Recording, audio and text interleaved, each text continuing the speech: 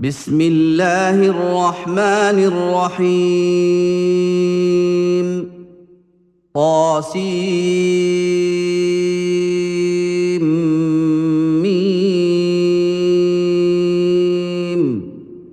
تلك آيات الكتاب المبين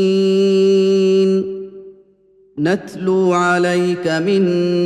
نبأ موسى وفرعون بالحق لقوم يؤمنون إن فرعون علا في الأرض وجعل أهلها شيعا يستضعف طائفة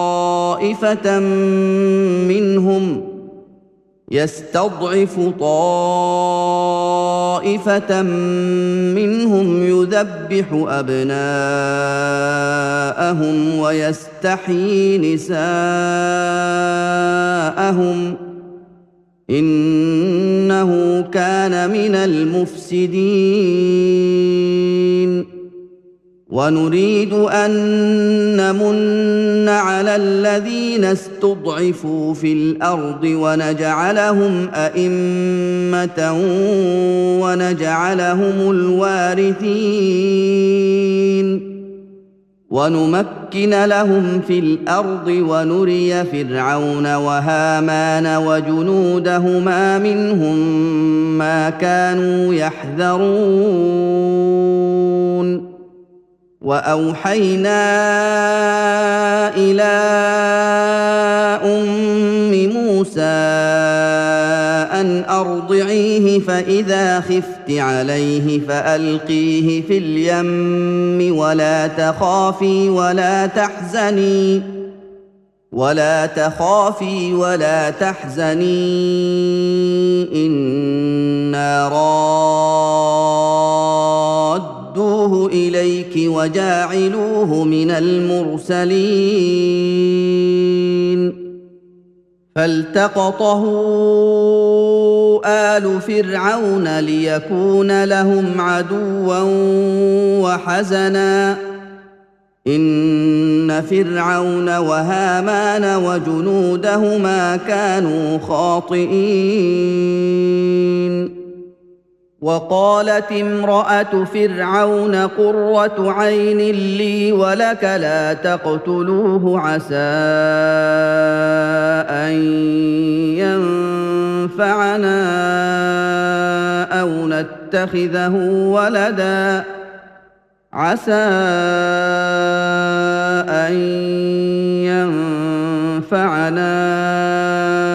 أو نتخذه ولدا وهم لا يشعرون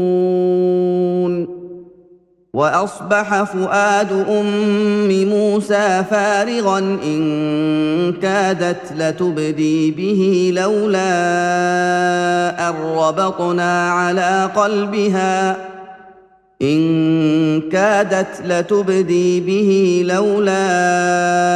أن ربطنا على قلبها لتكون من المؤمنين وقالت لأخته قصيه فبصرت به عن جنب وهم لا يشعرون وحرمنا عليه المراضع من قبل فقالت هل أدلكم على أهل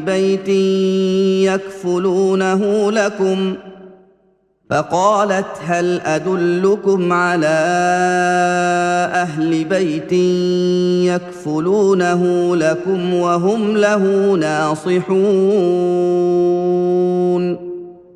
فرددناه إلى أمه كي تقر عينها ولا تحزن ولتعلم أن وعد الله حق ولكن أكثرهم لا يعلمون ولما بلغ أشده واستوى آتيناه حكما وعلما وكذلك نجزي المحسنين. ودخل المدينة على حين غفلة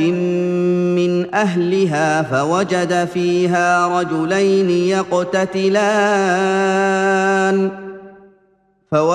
فيها رجلين يقتتلان هذا من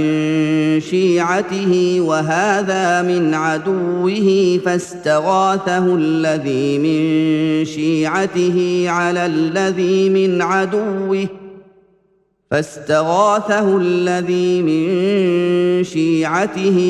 الذي من عدوه فوكزه موسى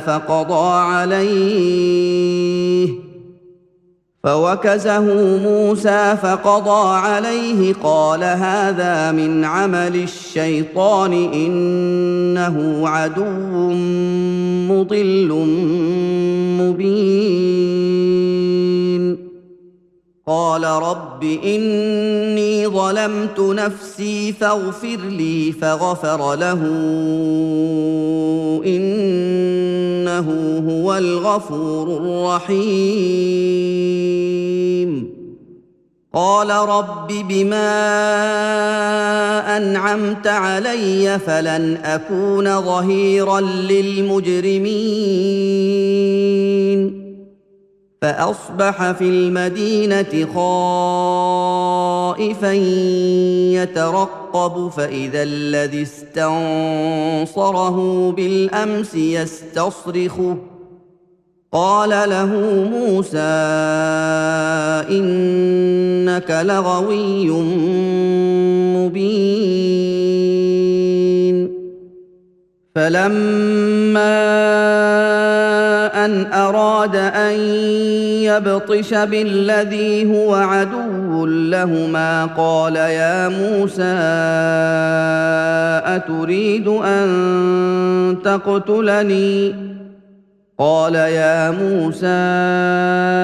أتريد أن تقتلني كما قتلت نفسا بالأمس إن تريد إلا أن تكون جبارا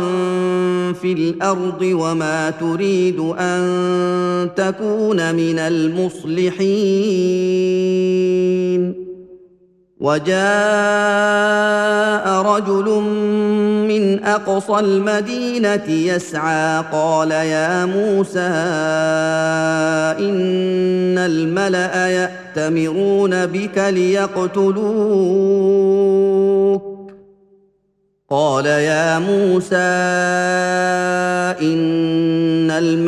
يأتمرون بك ليقتلوك فاخرج إني لك من الناصحين. فخرج منها خائفا يترقب قال رب نجني من القوم الظالمين. ولما توجه تلقاء مدين قال عسى ربي أن يهديني سواء السبيل. ولما ورد ماء مدين وجد عليه أمة من الناس يسقون ووجد من دونهم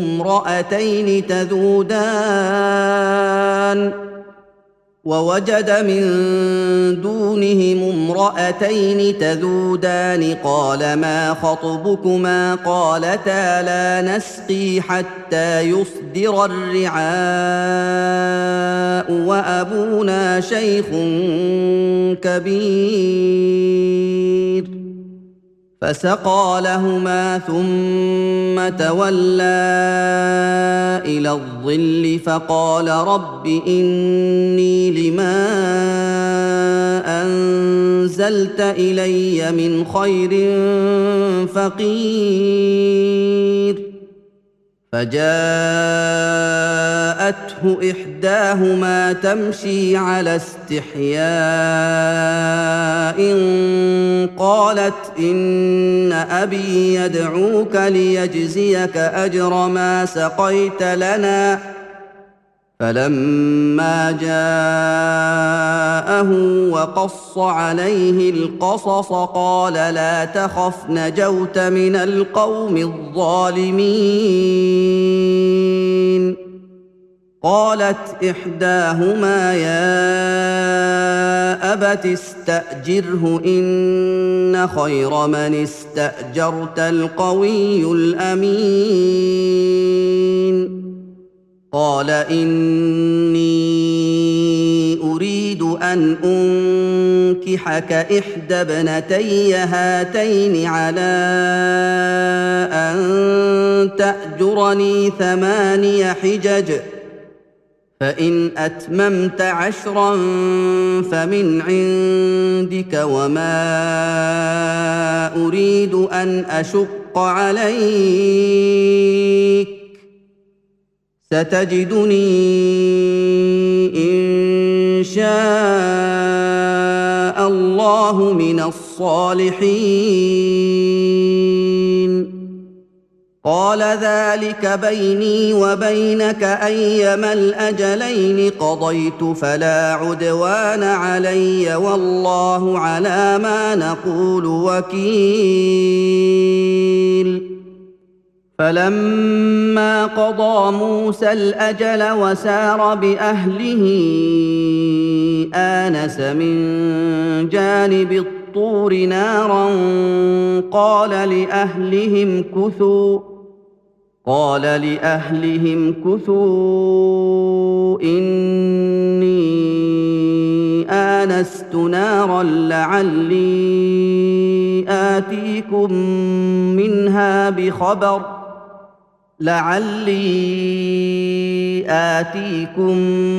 منها بخبر أو جذوة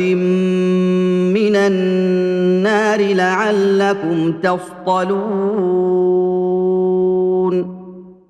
فلما أتاها نودي من شاطئ الوادي الأيمن في البقعة المباركة من الشجرة أن يا موسى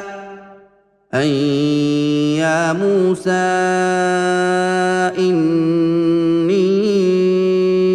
أنا الله رب العالمين وأن ألق عصاك فلما رآها تهتز كأنها جان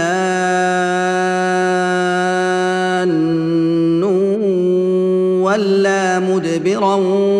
ولم يعقب. يا موسى أقبل ولا تخف إنك من الآمنين. أسلك يدك في جيبك تخرج بيضاء من غير سوء واضمم إليك جناحك من الرهب فذلك برهانان من ربك إلى فرعون وملئه إنهم كانوا قوما فاسقين. قال رب إني قتلت منهم نفسا فأخاف أن يقتلون وأخي هارون هو أفصح مني لسانا فأرسله معي يرد أن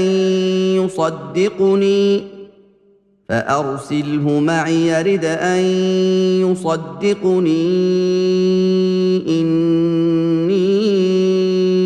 أخاف أن يكذبون.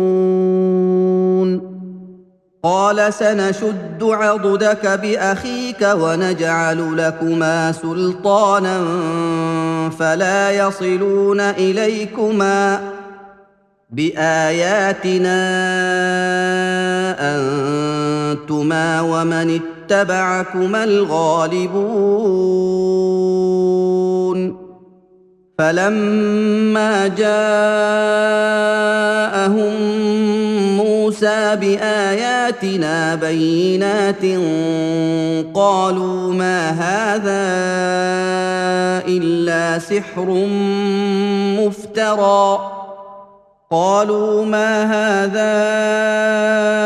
الا سحر مفترى وما سمعنا بهذا في آبائنا الأولين وقال موسى ربي أعلم بمن جاء بالهدى من عنده ومن تكون له عاقبة الدار إنه لا يفلح الظالمون وقال فرعون يا أيها الملأ ما علمت لكم من إله غيري فأوقد لي يا هامان على الطين فاجعل لي صرحا لعلي أطلع إلى إله موسى وإني لأظنه من الكاذبين واستكبر هو وجنوده في الأرض بغير الحق وظنوا أنهم إلينا لا يرجعون فأخذناه وجنوده فنبذناهم في اليم فانظر كيف كان عاقبة الظالمين وجعلناهم أئمة يدعون إلى النار ويوم القيامة لا ينصرون وأتبعناهم في هذه الدنيا لعنة ويوم القيامة هم من المقبوحين ولقد آتينا موسى الكتاب من بعد ما أهلكنا القرون الأولى بصائر للناس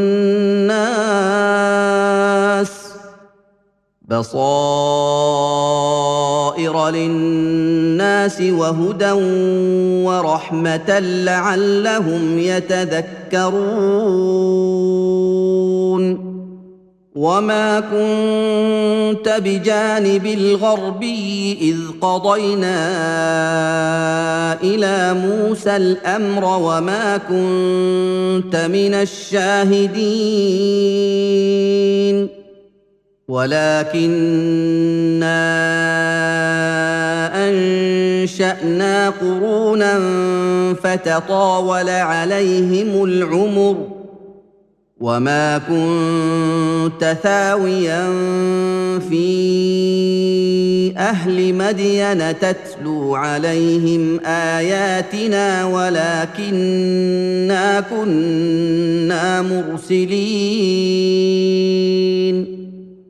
وما كنت بجانب الطور إذ نادينا ولكن رحمة من ربك لتنذر قوما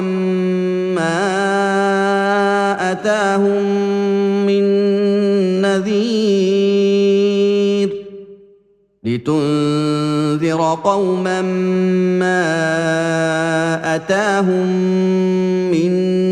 نذير من قبلك لعلهم يتذكرون ولولا أن تصيبهم مصيبة بما قدمت أيديهم فيقولوا ربنا لولا أرسلت إلينا رسولا فيقولوا ربنا لولا ارسلت الينا رسولا فنتبع اياتك ونكون من المؤمنين فلما جاءهم الحق من عندنا قالوا لولا اوتي مثل ما اوتي موسى اولم يكفروا بما اوتي موسى من قبل قالوا سحران تظاهرا وقالوا انا بكل كافرون قل فاتوا بكتاب من عند الله هو اهدى منهما اتبعه ان كنتم صادقين فان لم يستجيبوا لك فاعلم انما يتبعون اهواءهم ومن اضل ممن اتبع هواه بغير هدى من الله ان الله لا يهدي القوم الظالمين ولقد وصلنا لهم القول لعلهم يتذكرون الذين آتيناهم الكتاب من قبله هم به يؤمنون وإذا يتلى عليهم قالوا آمنا به إنه الحق من ربنا إنا كنا من قبله مسلمين أولئك يؤتون أجرهم مرتين بما صبروا ويدرؤون بالحسنة السيئة ومما رزقناهم ينفقون وإذا سمعوا اللغو أعرضوا عنه وقالوا لنا أعمالنا ولكم أعمالكم سلام عليكم لا نبتغي الجاهلين إنك لا تهدي من أحببت ولكن الله يهدي من يشاء وهو أعلم بالمهتدين وقالوا إن نتبع الهدى معك نتخطف من أرضنا أولم نمكن لهم حرما آمنا يجبى إليه ثمرات كل شيء رزقا من لدنا ولكن أكثرهم لا يعلمون وكم أهلكنا من قرية بطرت معيشتها فتلك مساكنهم لم تسكن من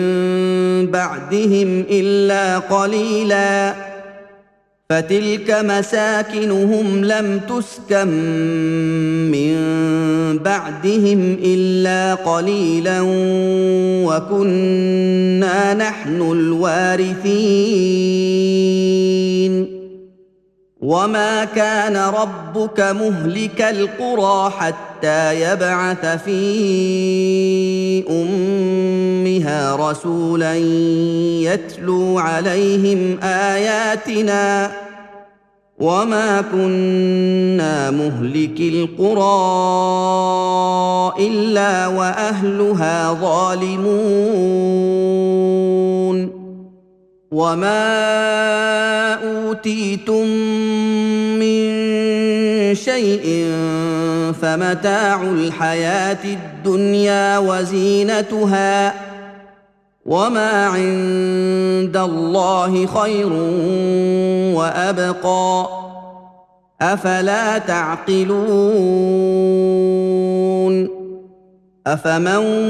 وعدناه وعدا حسنا فهو لاقيه كمن متعناه متاع الحياه الدنيا ثم هو يوم القيامه من المحضرين ويوم يناديهم فيقول اين شركائي الذين كنتم تزعمون قال الذين حق عليهم القول ربنا هؤلاء الذين أغويناهم كما غوينا تبرأنا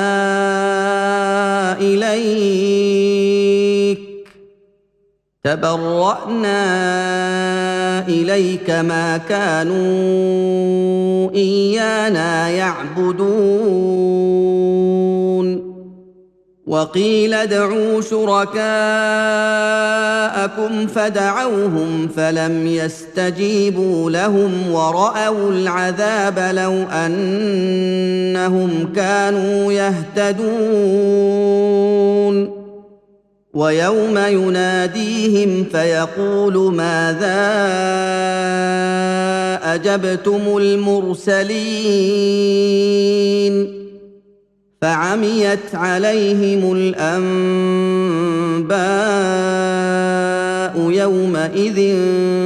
فهم لا يتساءلون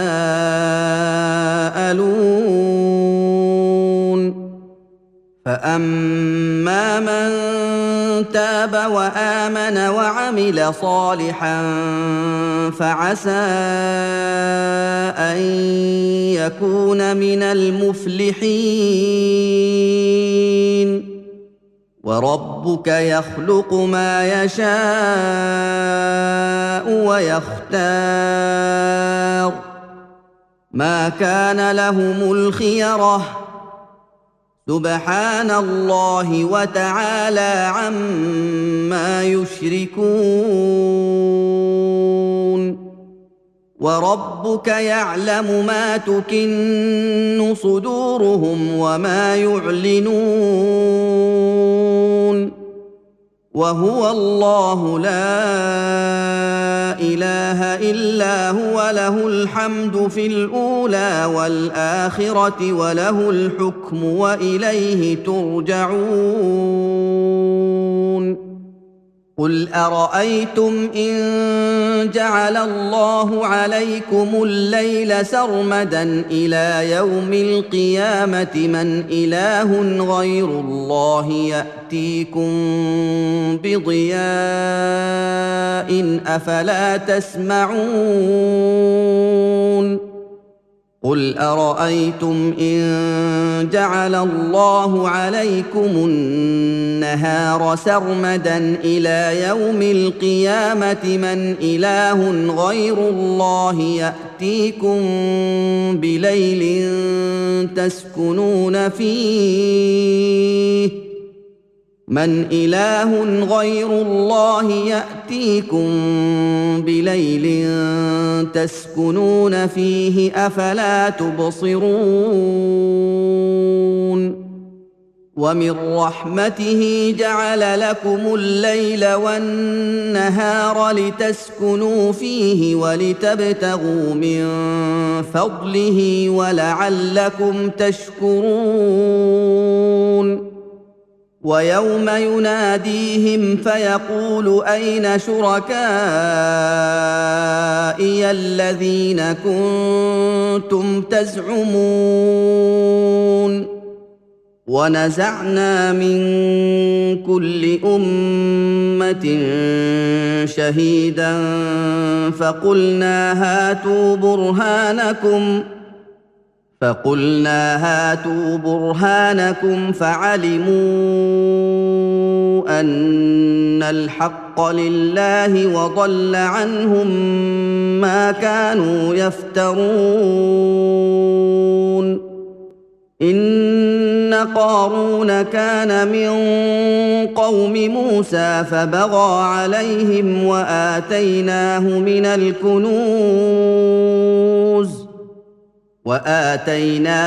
الكنوز ما إن مفاتحه لتنوء بالعصبة أولي القوة إذ قال له قومه لا تفرح إن الله لا يحب الفرحين. وابتغ فيما آتاك الله الدار الآخرة ولا تنس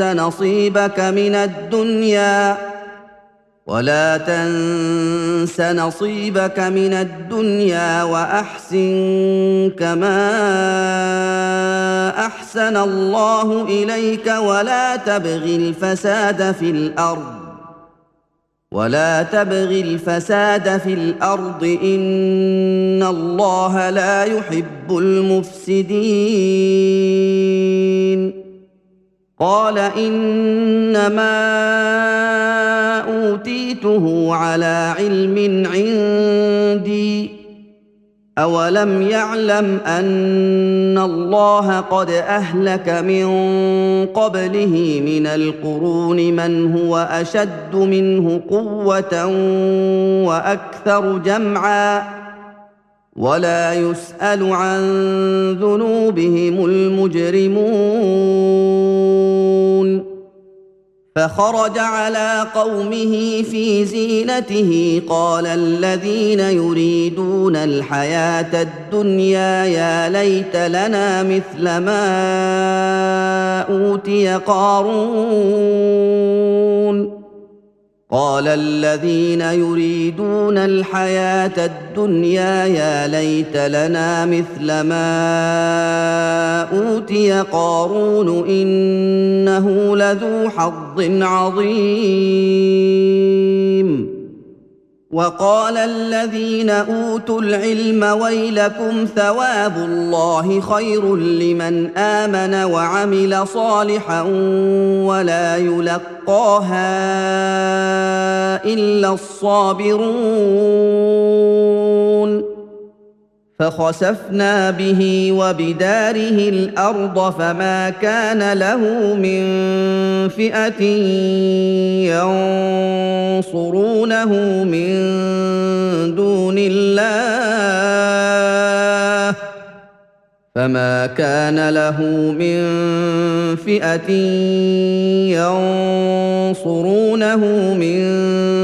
دون الله وما كان من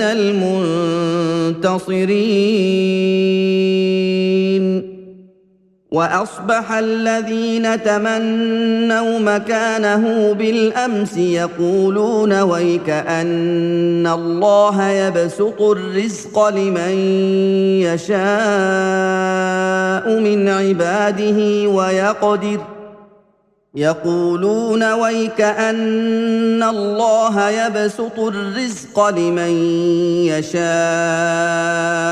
عباده ويقدر لولا أمن الله علينا لخسف بنا ويكأنه لا يفلح الكافرون.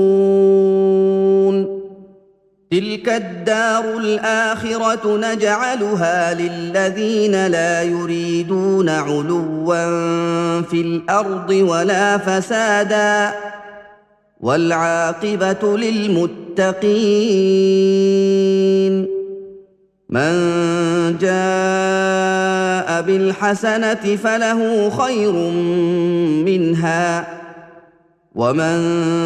جاء بالسيئة فلا يجزى الذين عملوا السيئات إلا ما كانوا يعملون.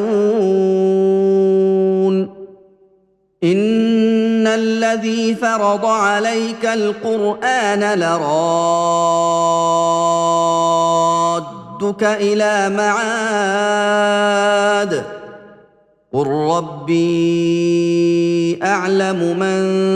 جاء بالهدى ومن هو في ضلال مبين وما كنت ترجو أن يلقى